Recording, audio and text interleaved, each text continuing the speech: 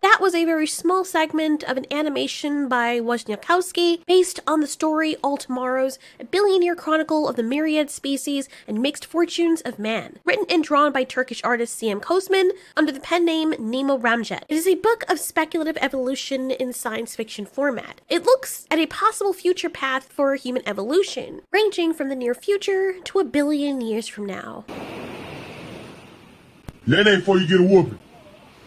You better hit the Nene before you get a whooping. Nene, hurry up.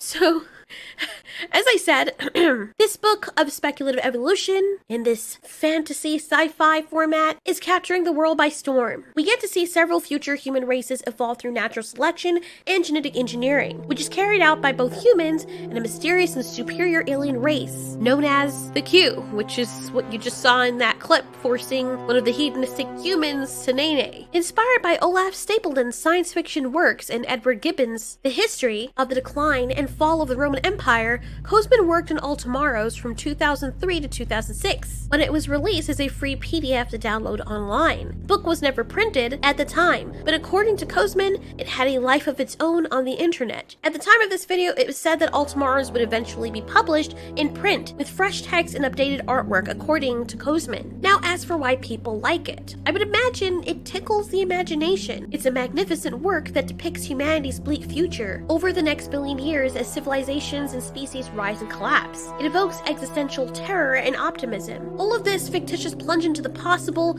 evolution makes us more aware of who we are as a species and what could very well happen to us. The fact that we could end up looking like this or like this. From reading this, there's this encouragement to unify and work together, to make it a daily mission to do whatever it takes to achieve what we believe is impossible. Most of what has always held humanity back was conflict. Based on the story, it is possible that if we had been spending all the time that we used up warring with each other to advance ourselves, we might have been better prepared to at least stave off enslavement from a superior race, a race called the Q. Q are a race of fucked up, fanatical psychopaths roaming the universe and transforming random species into unfathomable genetic abominations. I don't want them anywhere near my penis. I understand there's no context for that, but that should be all you need to know if you want to see the rest of that very delightful video. The link is in the description. It's going to be a lot of that. You're gonna be questioning things. Anyway, it's so mesmerizing to see the different forms of humanity. One of my personal favorite things that I've always loved to do since before I could talk was creating monsters or creatures, or imagining worlds with different animals on them and how they would evolve. I've always had a love for fictional creatures, and I never realized there was an actual genre for it, called speculative evolution or speculative zoology, as you can see in these images here, with these breathtaking imaginary creatures. For me, personally, it was exciting to peer into the minds of others who had the same passion for this genre as I did. Getting to see inside their world and how they built it always captured my fancy. That seems to be the reason why a lot of other people are passionate about it too. For people who are not so much interested in speculative biology,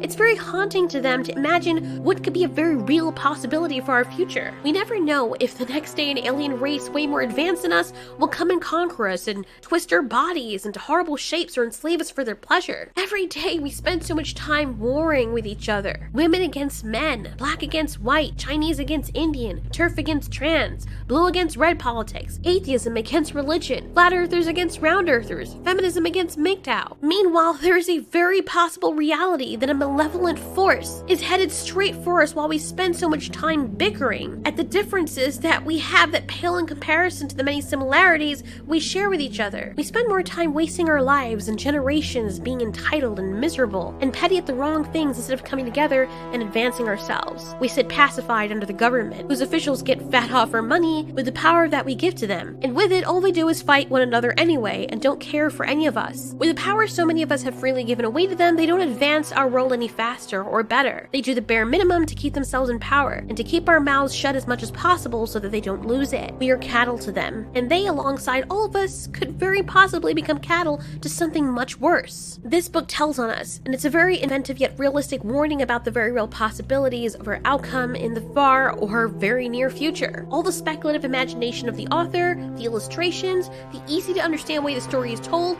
and the idea that this could be a reality makes it a very addicting read. I've read it twice now, and there have been many communities formed around it. The author also interacts with his community, and it kind of has taken a life of his own, which is definitely helped by many animators also bringing the creatures, our would-be descendants, to life by using their talent and time, which pleases the author. For those of you who have not read the book, the story is available online to read. It's free, and there are also people doing audiobook readings of it. If you were going to check out anyone, I would check out Alt-Shift-X's version. He gives a very proper summary of the whole story in his words. If you want the actual story word for word read to you, check out Wesley Hunt, All Tomorrow's audiobook. I'm so happy that more people are interested in this. This is something I actually wanted to do for a very long time, but I don't know how people would react to it. I don't know if making a channel off that is lucrative.